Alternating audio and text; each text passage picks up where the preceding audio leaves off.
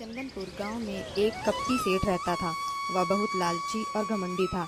लोगों से छल कपट करना उसके लिए साधारण बात थी।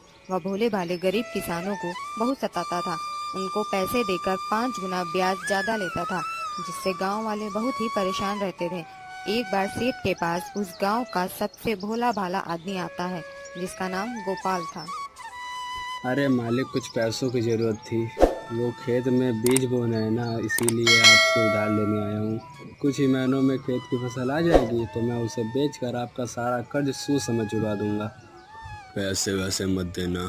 ऐसा करना तुम मुझे अपनी फसल का आधा हिस्सा ही दे देना। मेरा इससे ही काम चल जाएगा। अगर और पैसे की ज़रूरत हो तो आकर ले जाना, या घर भी तेरा ही है। अरे मालिक, ये आप क्या कह रहे हैं?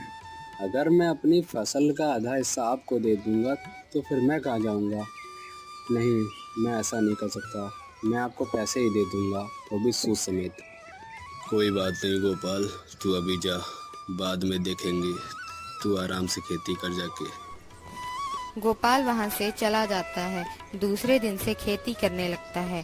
सेठ ऐसे ही बहुत लोगों को पागल बनाकर अपनी दुकान चला रहा था।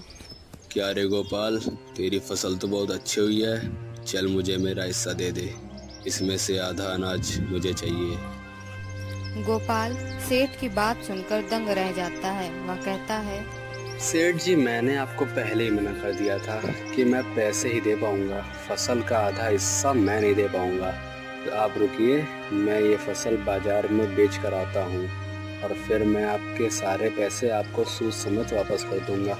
गोपाल, तेरी मेरी बात हुई थी कि तू मुझे अपनी फसल का आधा हिस्सा देगा। अब तू अपनी जुबान से मुकर रहा है। मैं तुझे ऐसे नहीं जाने दूंगा। मुझे मेरा हिस्सा चाहिए। सेठ तो अपनी बात पर अड़ ही गया। लालची और कपटी जो था। तभी गोपाल ने कहा, सेठ जी, मैं पहले फसल बेच कर आता हूँ, तब बात करूँगा। आप मुझे शाम तक का वक्त दीजिए, मैं आपको शाम तक आपका हिस्सा आपको वापस कर दूंगा। सेठ मान गया और गोपाल को जाने दिया। गोपाल जाते जाते बहुत परेशान था। क्या करूं अब मैं? सेठ की इस चाल से पीछा कैसे छुड़ाऊं? अभी तो जैसे तैसे जान छुड़ा कर भाग आया हूँ, लेकिन यह शाम को फिर मेरे पीछे पड़ जाएगा। यह सोचकर गोपाल आगे बढ़ने लगता है। आगे गांव की सड़क के किनारे उसे एक बटुआ दिखाई देता है, जो उसी घमंडी सेठ का होता है। वह झट से नीचे उतरकर उसे उठा लेता है।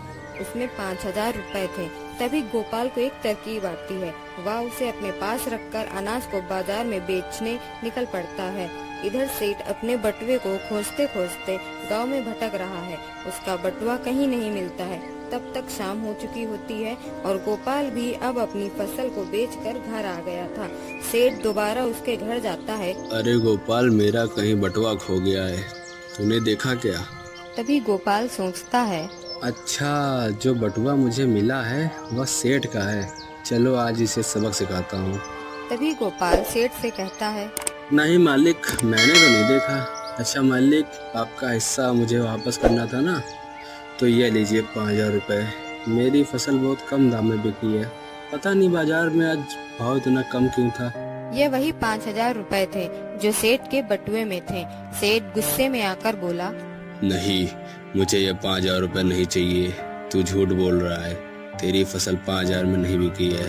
तब तक वहाँ सरपंच और गांव के कुछ लोग जमा हो जाते हैं। क्या बात है गोपाल बेटा, किस बात पर बहस हो रही है? सरपंच जी, मैंने कुछ महीने पहले सेठ जी से रुपए उधार लिए थे, ताकि मैं खेती कर सकूं और खेती करके इनका सारा कर अदा कर सकूं। तब तो इन्होंने मुझे ब्याज पर पैसे दे दिए थे, लेकिन अब जब मैं पैसे दे रहा हूं तो यह मुझसे मेरी फसल का आधा हिस्सा मांग रहे हैं। आप ही बताइए सरपंच जी, ये गलत है ना? क्यों भाई जमींदार साहब, गोपाल जो कुछ भी कह रहा है सच कह रहा है ना? तुमने इससे पैसे देने को ही कहा था या फसल के आधे हिस्से की बात हुई थी? सरपंच को तो पता था कि सेठ की आदत कैसी है। वह फिर भी उसे आजमा रहे थे। सेठ घबरा जाता है क्योंकि पूरा गांव उसकी आदतों के बारे में जानता था। आज तो उसका दाव उस पर ही भारी पड़ गया था। उसे समझ आ गया कि अब उसकी दाल नहीं गलने वाली, लेकिन उसे उसके पैसे भी तो चाहिए थे। उसने घबराते हुए कहा, सरपंच जी, आप इन सब चीजों में क्यों पड़ रहे हैं? छोड़िए आप। तभी सरपंच कहता है, गोपाल बेटा, तुम ऐसा करो, तुम इसे पैसे ही वापस कर दो। आधा अनाज देना ठीक नहीं है। तभी गोपाल ने सेठ को वही 5,000 रुपए दे दिए जो सेठ के बटुए में मिले थे, क्योंकि पहले ही उसे अपना बटुआ जाने का गम था। ऊपर से गोपाल ने भी इस बार उस पर उल्टा दावा लगा दिया था। वह सबके सामने गोपाल के साथ छल नहीं कर पाया और उसे गोपाल से वही 5,000 रुपए लेकर वहां से चुपचाप खिसकना पड़ा। अनिल बुद्धि का धनी व्यक्ति था, जिसके पास 2 बैल थे, जिसकी मदद से अनिल दूसरों के खेतों को जोता करता था। हरिनगर गांव के सभी किसान वहां के जमींदार से परेशान रहते थे। जमींदार के पास 2 गुंडे थे, एक का नाम लखन और दूसरे का नाम सोमदत्त था।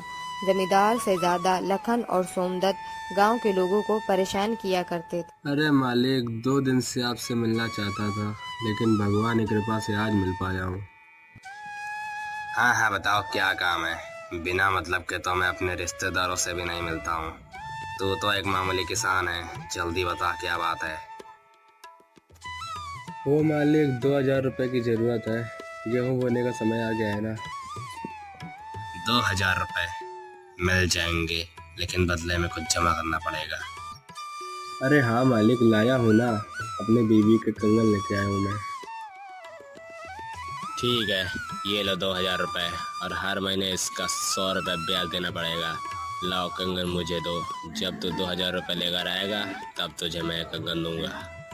जी मालिक, जैसा आप कहें। चंपकलाल पैसे लेकर जमींदार के घर से मार्केट के लिए चला जाता है। सुनो तुम दोनों, गेहूं की खेती का समय आने वाला है, समझ गए ना क्या करना है।